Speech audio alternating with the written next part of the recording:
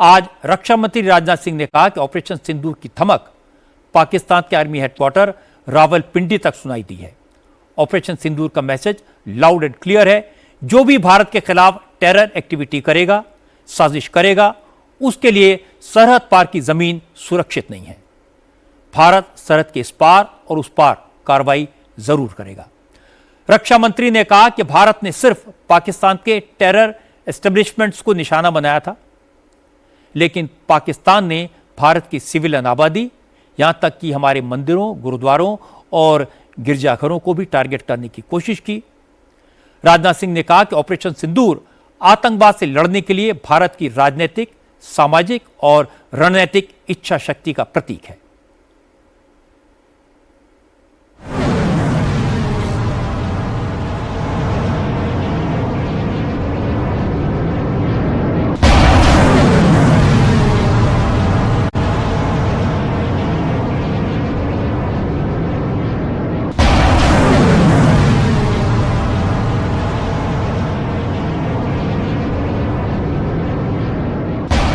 क्योंकि 9 मई की air strike में भारत ने ब्रह्मोस मिसाइल का इस्तेमाल किया था, इसलिए राजनाथ सिंह ने इसकी तरफ इशारा भी किया।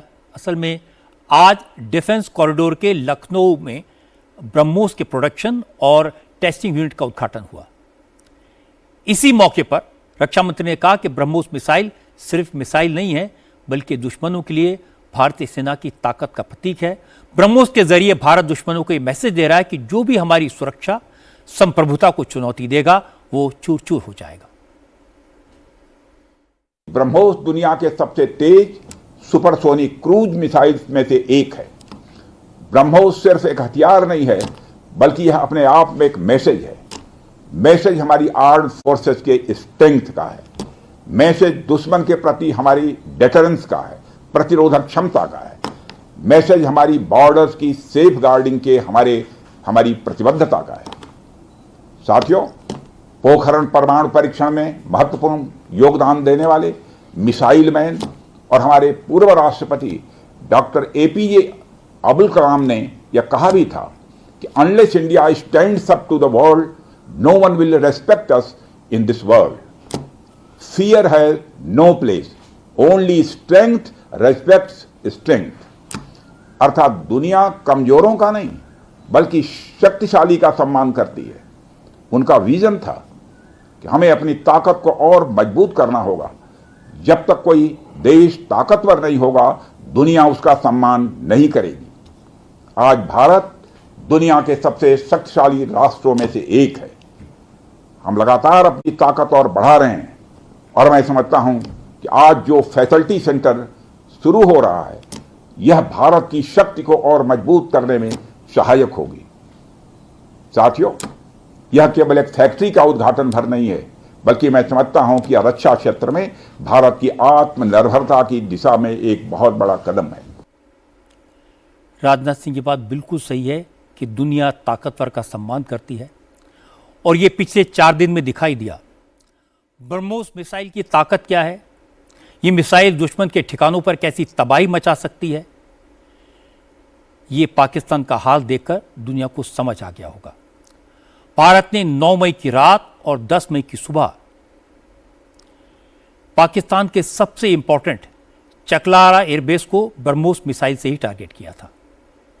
पाकिस्तान का ये एयरबेस इस्लामाबाद और रावलपिंडी को एयर कवर देता है। पाकिस्तानी फौज का हेडक्वार्टर इससे ज्यादा दूर नहीं है। यहां पर पाकिस्तान अपने ड्रोन का जखीरा रखता था। यहीं पर पाकिस्तान का न्यूक्लियर कमांड सेंटर है। भारत ने ब्रह्मोस के एक ही बार से नूर खान एयरबेस के एक बड़े हिस्से को हिलाकर रख दिया। ब्रह्मोस मिसाइल हमारी फौज का कितना मजबूत हथियार है। अब दूसरे देश क्या इस मिसाइल को खरीदना चाहेंगे? एक बार फिर से सौरभ के पास चलते हैं। सौरभ, आपके पास में तीन विशेषज्ञ हैं, उनमें से जो भी चाहें वो बता सकते हैं इस ब्रह्मोस मिसाइल के बारे में। लोग समझना चाहते हैं क्या है ब्रह्मोस, क्या है इसकी ताकत। थोड़ा सा फिर ये टेक्निकल बताना चाह रहे हैं। अच्छा, फिर हम तीनों को टेक्निकल एस्पेक्ट्स बता देंगे सारे, फिर उनको बुला के फिर तीनों कवर कर देते हैं। बिल्कुल, आप सारे ही आ जाओ ना। हाँ, ठीक है। बेसिकली ब्रह्मोस इंडिया रशिया की कॉम्बिनेशन है, और ब्रह्मपुत्रा और जो मॉस्कोवा रिवर है, इन दोनों को मिला के इसका नाम बना है ब्रह्मोस। ये ये ऐसी क्रूज मिसाइल है जो कि ग्राउंड से भी लॉन्च की जा सकती है, एयर लॉन्च भी की जा सकती है और सी से भी लॉन्च की जा सकती है, शिप से भी। और इसकी जो महत्वपूर्ण चीज ये है कि बहुत कम ऐसी मिसाइल्स हैं दुनिया में जो एयर एनवायरमेंट यानी कि क्रूज मिसाइल्स हैं, लेकिन उनकी स्पीड सुपरसोनिक है, यानी कि उनकी स्पीड ऑफ साउंड से ज्यादा है। और जो ब्रह्मोस नेक्स्ट जनरेशन मिसाइल है, इसकी स्पीड माक 3.5 है, यानी कि 3.5 times faster than speed of sound. इसका प्रोफाइल क्या होता है?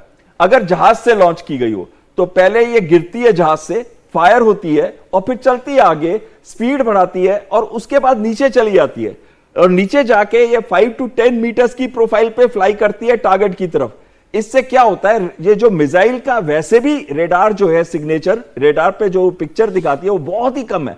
ऊपर से जब ये नीचे आ जाती है, लो हाइट पे आ जाती है, तो वो बिल्कुल भी रेडार इसको पिकअप नहीं कर सकता और इस वजह से ये एकदम अनडिटेक्टेड टारगेट तक पहुंच जाती है। उसके बाद ये ईज करती है, टारगेट को अक्वायर करती है और सुसाइडल डाइव के अंदर जाके उसको हिट कर देती है। तभी आपने देखा जितने अटैक हैं वो टॉप डाउन अटैक है और इसमें अगर हम डिले फ्यूज लगा दें तो होल बना के टॉप पे, फिर जब वो अंदर जाती है तो एक्सप्लोड करती है और ब्लास्ट इफेक्ट में बहुत लार्ज एरिया उसका खत्म हो जाता है। और खासकर अगर जहाज वगैरह हो तो बिल्कुल तबाह और बर्बाद हो जाते हैं। और अगर इसको रनवे पे इस्तेमाल किया जाता है तो आपने देखा क्रेटर जो है इसका 15 से 20 मीटर और 3 से 5 मीटर के करीब होता है।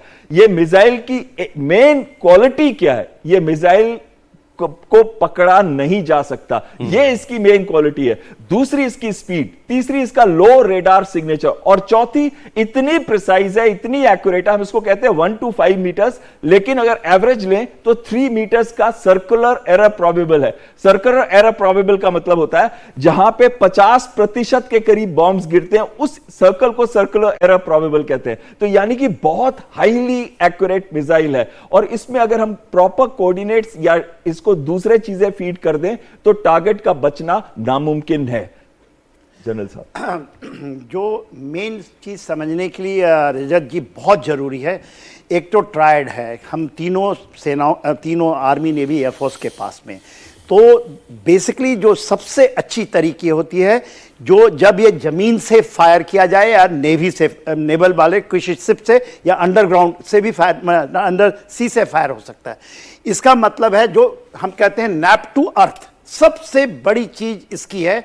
और आज तक इसको कोई भी रडार पकड़, जब नैप टू अर्थ का मतलब है 10 फीट 10 मीटर 10 मीटर आप देखते हैं जब हम ये बात करते हैं किसी बिल्डिंग के, तो उस यदि वहां पहाड़ है तो ये उड़ेगा अपने आप, फिर नीचे जाएगा, गड्ढा है तो ऐसे समुद्र की सतह में करेगा।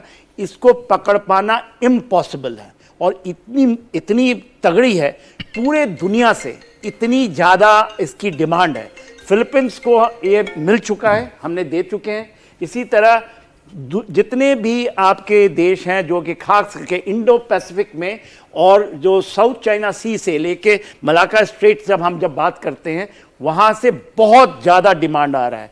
इसका डिमांड यहां कहा जाता है कि इवन अमेरिका, रशिया का तो हम ज्वाइंट कॉपरेशन है हमारा रशिया का, और इसकी क्षमताएं बढ़ाई जा रही हैं। आज जो हमने कारखाना ये हुआ है लखनऊ में वो टेस्टिंग है, टेस्टिंग के लिए, मगर इसके बारे में हम ये नहीं बताएंगे क्योंकि वो सीक्रेट है कि है ओपन डोमेन में कि इस प्रति साल कितने ब्रह्मोस उसकी क्षमताओं को 10-15 गुना, क्योंकि बाहर के देश भी मांग रहे हैं, हमारे देश में हमारी तीनों सेनाओं का इसका बहुत बड़ा डिमांड है।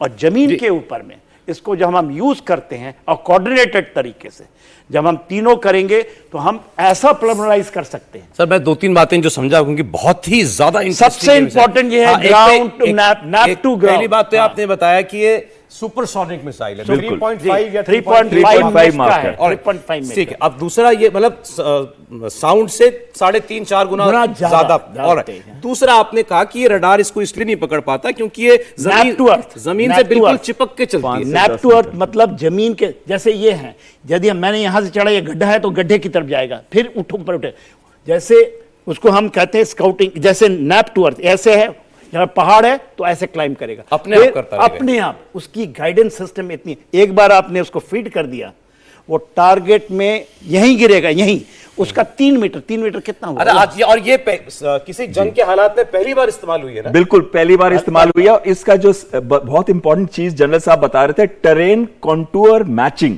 टेरेन कॉन्टूर का मैचिंग का मतलब होता है अगर टेरेन ऊपर जा रही है, नीचे जा रही है, ये उसके साथ साथ ही ऊपर नीचे जाती है और बिल्कुल उस लेवल पे रहती है कि पिकअप नहीं होती, छुप के जाना। एक बड़ी इंपॉर्टेंट चीज है, हमने इसको फिलीपींस को बेचा है 3,202 करोड़ का डील है। और बाकी भी बहुत सारे देश हैं जैसे कि वियतनाम है और इंडोनेशिया है। आप बोल रहे हैं सर? अरे सो सॉरी। देखो ये सच्चाई है, इसकी कुछ एक और खसूसियत है। ये जो ट्राइड की बात की, ये इम्पोर्टेंट है समझाना। देखो बार बार जो पाकिस्तान आपको थ्रेट देता है कि हम टैक्टिकल न्यूक्लियर वेपन का इस्तेमाल कर सकते हैं और हमने इसको एक शो पीस नहीं रखा गया। हमने बार बार उसको ये बताया कि यूं तो भारत की नो फर्स्ट यूज पॉलिसी है, मगर हमारे पास क्रेडिबल सेकंड स्ट्राइक कैपेबिलिटी है।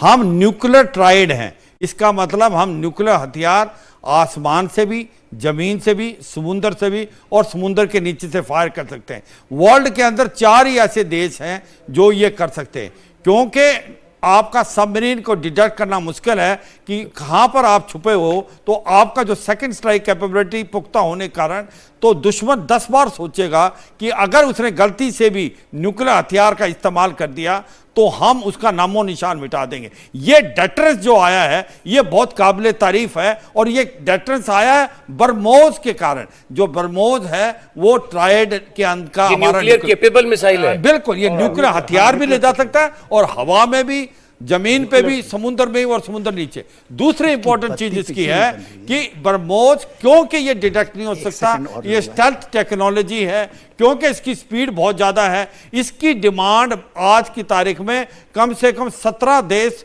की एक प्रकार वेटिंग लिस्ट लगी है कि जो इससे खरीदना चाहते हैं। अब फिलीपींस को दे दी है। फिलीपींस ने क्यों ली है? फिलीपींस और एक प्रकार चीन का इंडो पैसिफिक के अंदर रिलेशन ठीक नहीं है, उसको ये चाहिए था। वियतनाम चाहता है और उसके बाद मलेशिया की डिमांड है, साउथ अफ्रीका की है, इसी प्रकार से अर्जेंटीना, ब्राजील, ये इतने देश हैं कि जो बरमोज चाहते हैं। एक सवाल केवल, इसकी टक्कर की मिसाइल दुनिया में किसके पास है? अभी तक इसके टक्कर की मिसाइल F-15EX के अंदर लगने वाली है, अभी तक वो ऑपरेशनल नहीं हुई है। अमेरिका के पास, अमेरिका के पास, और उसकी रेंज जो होगी 900 किलोमीटर होगी। लेकिन अभी जो उनकी मिसाइल है वो 300 किलोमीटर वाली है और ये वाली मिसाइल 290 यानी कि 300 ही लेके चलिए। अब हम 450 से 800 किलोमीटर अगले 1 या 2 साल के अंदर एक और डिपेंड है कि जो बोल रहे हैं इसका सिग्नेचर क्यों नहीं है।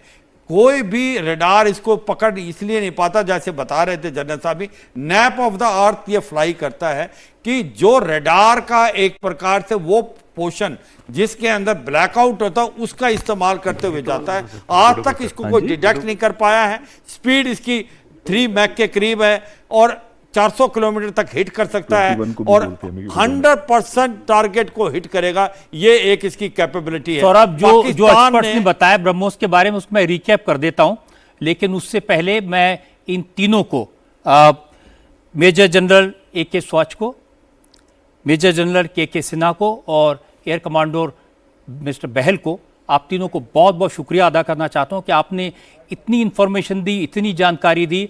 और आज जो लोग इस शो को देख रहे होंगे उन्हें समझ आ जाएगा कि जो भारतीय सेना है उनकी ताकत क्या है, कैपेबिलिटी क्या है, और लोगों के हाथ अपने आप उनको सलाम करने के लिए उठ जाएंगे और मेरे हाथ आपको उठ रहे नमस्कार करने के लिए, जय हिंद कहने के लिए। जय हिंद। एक्सपर्ट बता रहे थे कि ब्रह्मोस मिसाइल के तीनों सेनाओं के 3 अलग अलग वर्जन हैं। ये सुपरसोनिक मिसाइल हैं। ब्रह्मोस जमीन से सिर्फ 10 मीटर की ऊंचाई पर फ्लाई कर सकती है, रडार को चकमा दे सकती है, ये लक्ष्य पर सटीक निशाना लगाती है, टारगेट का बचना मुश्किल है। इसीलिए ये मिसाइल हमारी सेना के लिए मजबूत हथियार है। लेकिन अब एक्सपर्ट बता रहे हैं कि दुनिया के दूसरे देश भी ब्रह्मोस खरीदने के लिए भारत को संपर्क कर रहे हैं। राजनाथ सिंह ने ब्रह्मोस के बारे में डिटेल में बात की। रक्षा मंत्री हैं, बात कहने के लिए उनकी अपनी लिमिटेशंस हैं, लेकिन जब उन्होंने कहा कि ब्रह्मोस की धमक रावलपिंडी तक पहुंच गई तो इसका अर्थ एक्सपर्ट्स ने निकाला। जो बात मैंने थोड़ी देर पहले आपको कही थी वो कंफर्म उन्होंने अभी अभी कर दिए। हमारी ब्रह्मोस उस जगह के बहुत करीब पहुंच गई थी जहां पाकिस्तान का न्यूक्लियर कमांड सेंटर है। इसी की खबर जब ट्रंप को लगी तो व्हाइट हाउस की पूरी टीम एक्टिव हो गई और उसके बाद में क्या हुआ ये मैं आपको बता चुका हूं।